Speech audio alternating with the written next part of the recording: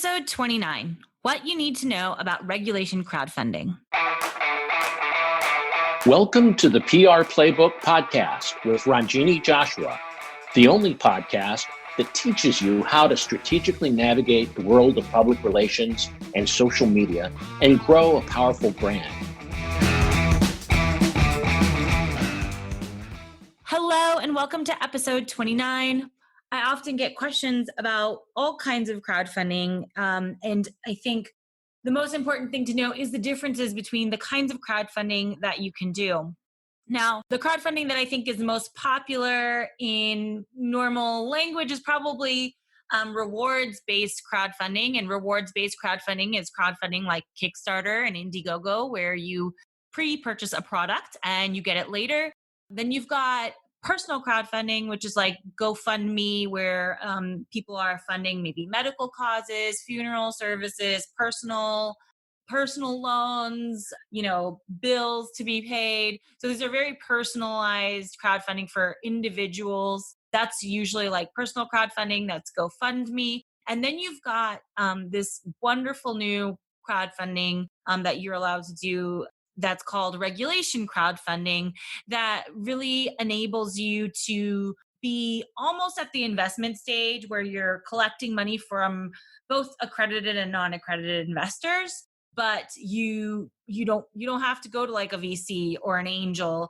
You can actually start with your friends and family, but raise a larger amount of money. So in 2012, for a little background, 2012, President Obama passed the Jobs Act, which was intended to encourage the funding of small businesses, and that by doing that, easing some of the regulations on who can support your startup or who could support your small business.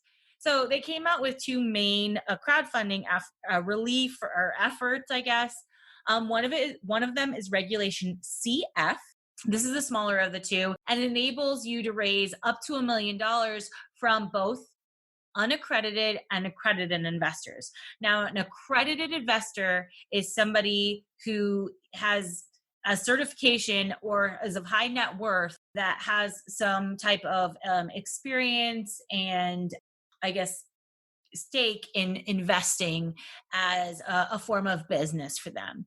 And so accredited investors are kind of a different category. Unaccredited investors is probably your everyday person, friends and family, people who might have some money saved up, maybe in their IRA or 401k, they want to, support you, then this is an unaccredited investor. So Regulation CF allows you, again, to raise up to $1 million. And then you'd have to use a portal like Start Engine or Fundable, which does equity crowdfunding. And so this type of crowdfunding, again, is called equity crowdfunding, where you're giving people equity rather than a product for your business. So now there's another one that's in the equity crowdfunding space that's open to most startups, and I think appealing to most startups, is Regulation A+. Now, if your company is a tech company, usually needs a little bit more than $1 million. So it enables eligible companies to offer and sell securities through crowdfunding between $2 million and $50 million within a combination of both accredited and unaccredited investors. My apologies. So Regulation CF is up to $1 million. It's like $1 million plus some change. And then Regulation A+ is between $2 million and $50 million. But all of these regulations under the Jobs Act allows unaccredited and accredited investors to crowdfund and help you raise money for your project or your company or your small business or your idea. You do have to do it on a credited platform, which is something like Fundable. Check out fundable.com, Start Engine.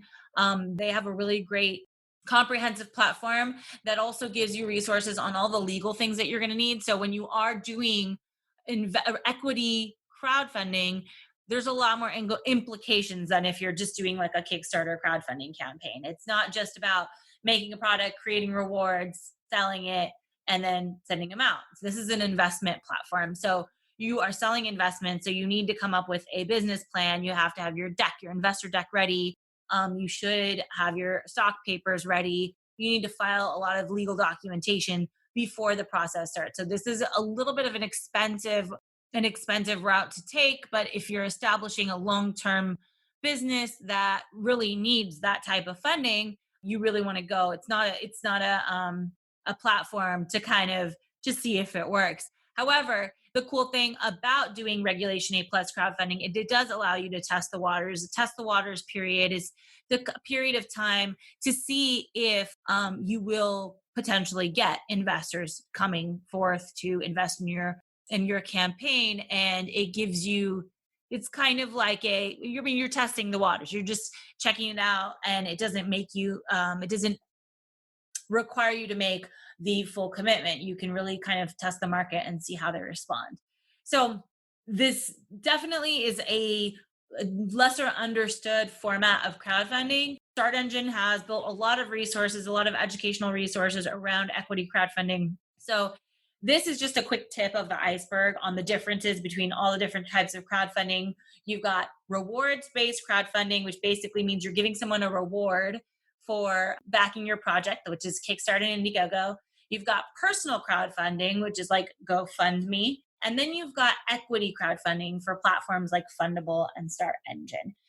Of course, equity crowdfunding is a lot more complex. And so that's really, if you're building a big business, you're going to need more than $1 million.